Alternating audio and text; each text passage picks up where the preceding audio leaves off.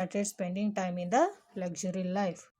Next, what we saw the battles with Sher how the Humayun and between the Humayun and Sher the battle took place. The Humayun decided to march against Hindal. The Sher Khan posed a challenge against Humayun. So he cut off all his lines of communication between the Bengal and Agra by Sheher Shah against Humayun. So in 1539, what happened? The Sher Khan challenged Humayun in the Battle of Chahas and defeated him. On reaching Agra, what the Humayun did, he raised his army towards against the to take on Sher Khan. Sher Khan gained a confidence from this success against the Humayuns or the Mughals. Next, in 1540, in the Battle of Kanas, the Mughal army was decisively defeated. So, the Sher Khan took control over Delhi and Agra, and the Mughal rule was replaced with Afghan rule. So, he had a title of Sher Shah and established the Sur dynasty. So, meanwhile, what happened? So, students, exile and return. What happened is Humayun, where he went? Humayun spent 15 years of his exile. He was not in his empire.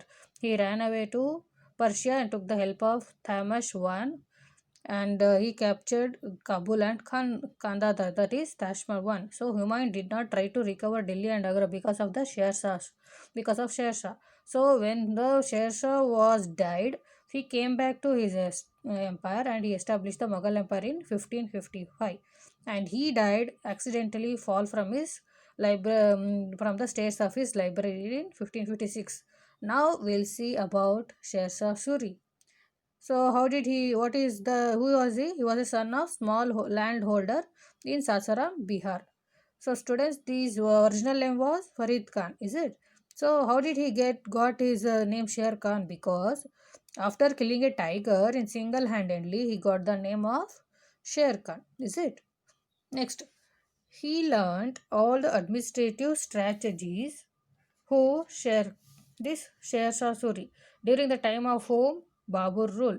After the death of him, he took over the Bihar and Bengal and he defeated Humayun because the Humayun was not a able administrator because of his he didn't had a administrative strategy. So because of this, made other rulers to have conflicts or the battles with the Humayun easily. And the second Afghan rule in India, who this Sher Shah.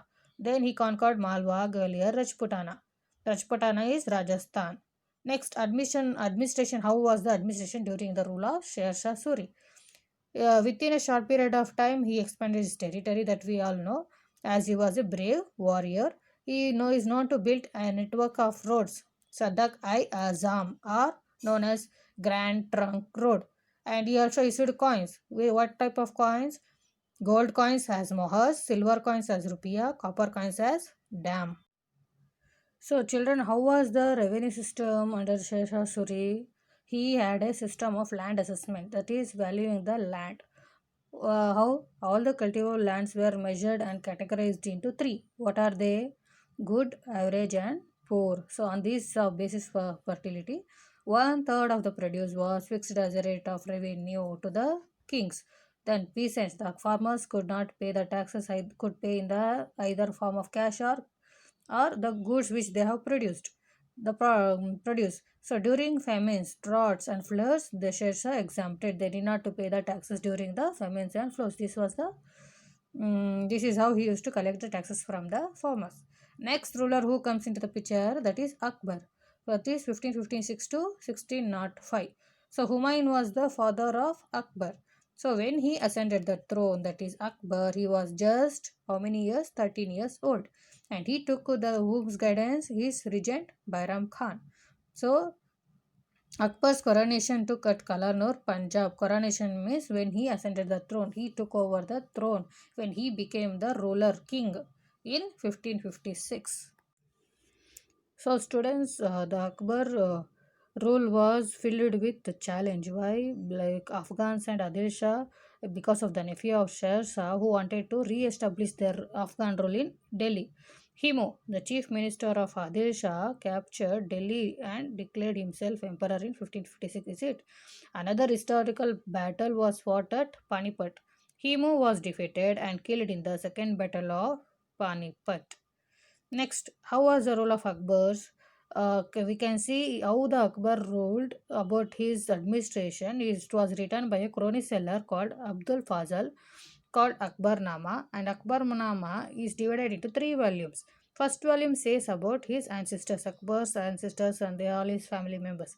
And second volume says about which are the important events. It might be a administration, military force, is division of administration, and which are the battles he took place. All those things will be studied in the second volume. Third volume, Ain-e Akbari tells about administrative structure. Next, there are some critical views also about the Akbar, that is the negative, and the this administration should be like this, or it could have been better like this. Some negativity or some suggestions also has written, which will be found in Mount Kab ut Tariq, written by Baudani.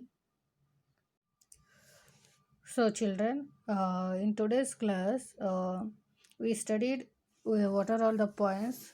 There were how many rulers in the Mughal Empire? Babur, Humayun, Akbar, Jahangir, Shahjahan, Aurangzeb.